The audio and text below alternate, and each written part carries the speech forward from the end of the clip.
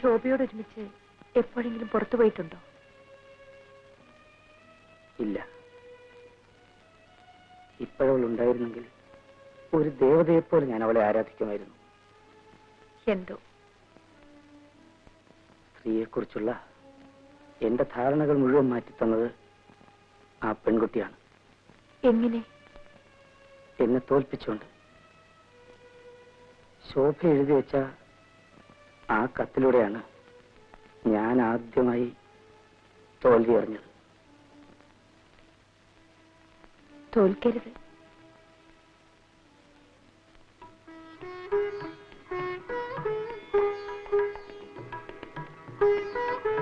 തോൽക്കാൻ പാടില്ല.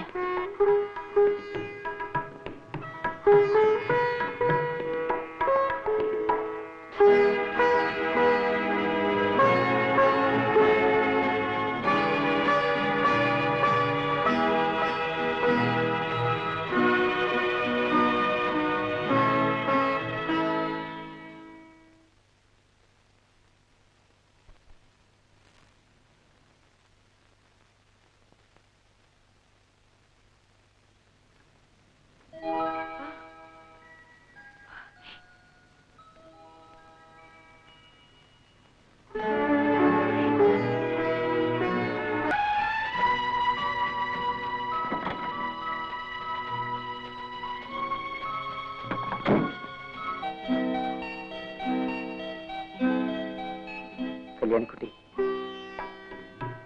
എനിക്കിന്ന് എന്തോ വലിയ സന്തോഷം തോന്നുന്നു. അമ്മയുമായി സംസാരിച്ചു കഴിഞ്ഞപ്പോ തന്നെ എനിക്കെന്തോ പറഞ്ഞറിയിക്കാൻ വയ്യാത്ത വിധത്തിലുള്ള ഒരു ഒരു ഞാനും എന്റെ അമ്മയെക്കുറിച്ച് ആലോചിക്കായിരുന്നു. എന്താ ഇത്ര ആലോചിക്കാൻ? അമ്മയ്ക്കായിരുന്നല്ലോ നിങ്ങളെക്കുറിച്ച് കൂടുതൽ. അമ്മയുണ്ടായിരുന്നെങ്കിൽ അവരായിരിക്കും ഇന്ന് ഏറ്റവും കൂടുതൽ സന്തോഷിക്കുന്നത്.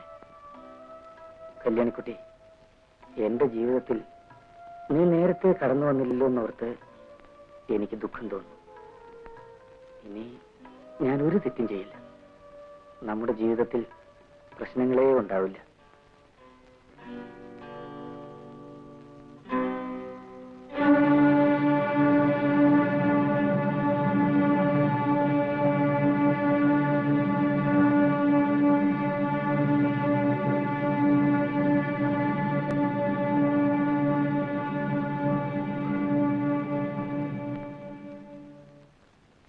ഞാനിപ്പോ വരാം.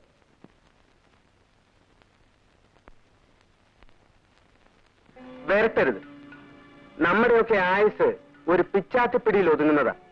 അത് മറക്കരുത്. നീ എന്ത് ചെയ്യുമെന്നാ? എനിക്ക് ചാവാൻ മടിയില്ല. അത് ജയിലിൽ കിടന്നായാലും എനിക്കൊരുപോലെയാ. പക്ഷേ സാറിനതല്ല, ക്ഷീണമാ. വീട്ടിൽ തന്നെ കിടന്ന് ചാകണമെന്ന് നിർബന്ധം പിടിക്കുന്നതാ ബുദ്ധി. കാശ് തരാൻ മനസ്സിലെങ്കിൽ ആ വിവരം പറ, തുറന്നു പറ, ഞാൻ പോയേക്കാം. സാറിനെ പോലെ പഠിപ്പും വിദ്യാഭ്യാസവും ഒന്നും എനിക്കില്ലായിരിക്കും. പക്ഷേ ഞാൻ തന്തയ്ക്ക് പുറന്നവനാ, സാറിനെ പോലല്ല. ഹസൻ, ഇവിടെ വരൂ.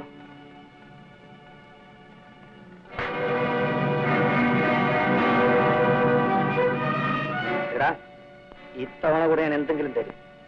മേലാൽ ഇതിന്റെ പേരും പറഞ്ഞ് പഠിക്കാത്ത നീ കാലുകുത്തിയാൽ നിന്റെ ശവം പോലും ഞാൻ പുറത്തുവിടില്ല.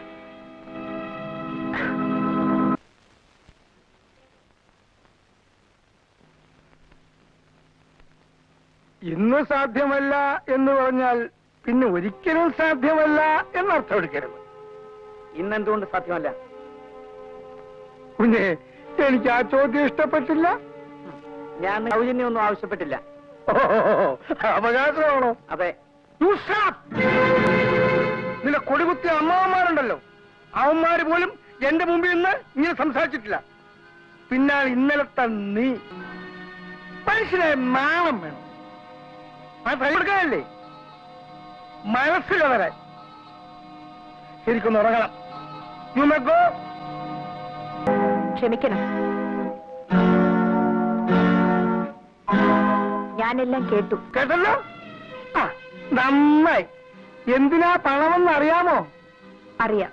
ഒരു ടാക്സി ഡ്രൈവർക്ക് കൊടുക്കാൻ. അതെന്തിനാണെന്ന് അറിയാമോ? അതും അറിയാം. എന്തിനാ? ക്രോസ് ചെയ്യാണോ? അത് വേണ്ട. ഉടമസ്ഥൻ മുതൽ ചോദിക്കുക, സൂക്ഷിപ്പുകാരൻ വരട്ടുക. അത് കൊള്ളാം, അസലായിട്ടുണ്ട്.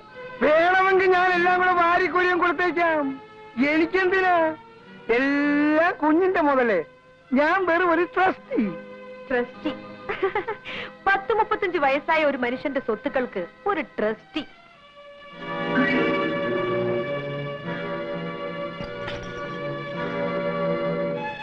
ഇന്ന് മുതൽ ഞാനാവും ഇതിന്റെ സൂക്ഷിപ്പുകാരി. നിങ്ങൾക്ക് എന്ത് വേണോ അപ്പപ്പോ എന്നോട് ചോദിച്ചാൽ മതി, ഞാൻ തരാം.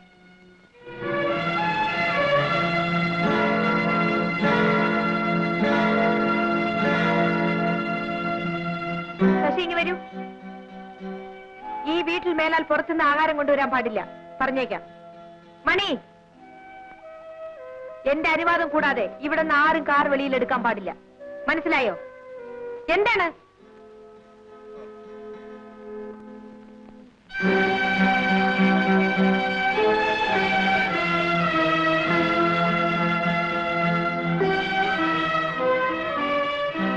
ഇന്നത്തെ കോട്ട കഴിഞ്ഞു.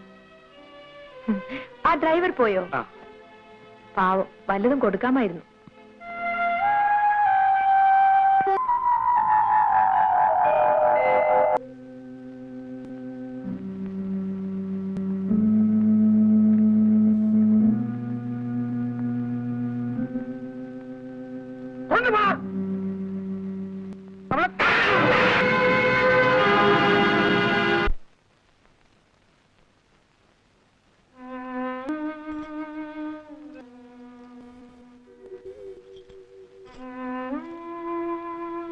ഇത്രയും നേരം തരാതിരുന്നതേ ചോദിക്കുമോ എന്ന് അറിയാനാ. എന്നിട്ട് ഇപ്പൊ ഞാനിത് ആവശ്യപ്പെട്ടോ? അതുകൊണ്ടല്ലേ ഏൽപ്പിച്ചത്. ഞാനിത് വാങ്ങിച്ചില്ലെങ്കിലോ? അങ്ങനെ പറയരുത്, വാങ്ങണം. വേണ്ട, നീ തന്നെ സൂക്ഷിച്ചു വെച്ചാ മതി. ഞാൻ സൂക്ഷിച്ചു വെക്കാനോ? എന്നെ കൊണ്ട് ഇതൊന്നും ആവില്ല. എന്തുകൊണ്ടാവില്ല? നീ ഉള്ളത് കൊണ്ട്. ഞാൻ ആരാണ്?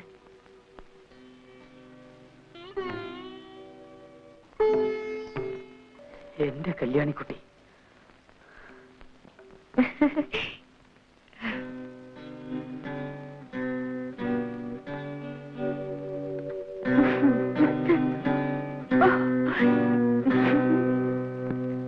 ഇനി ഇവിടുന്ന് ഭക്ഷണം കൊണ്ട് ചെല്ലുന്ന ആൾക്കാരിക്കും തട്ടെന്നാ പറഞ്ഞിരിക്കുന്നത്. ഈ വീട്ടിൽ നിന്ന് പച്ചവെള്ളം തൊടിയലെന്ന വാശി. പോയിട്ടൊരു കാപ്പി കൊണ്ടുവരൂ.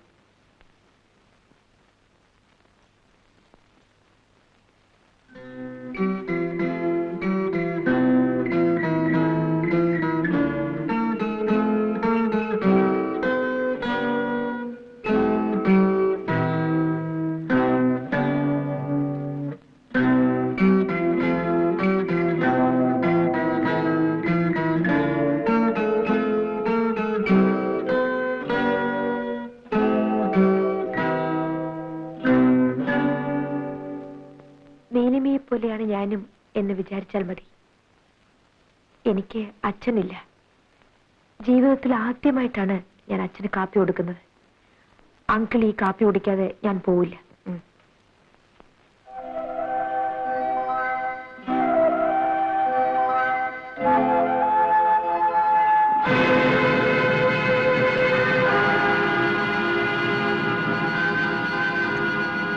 എവിടുന്നെങ്കിലും ഓരോ ടേബിൾസിൽ വന്ന് കയറിക്കോളും.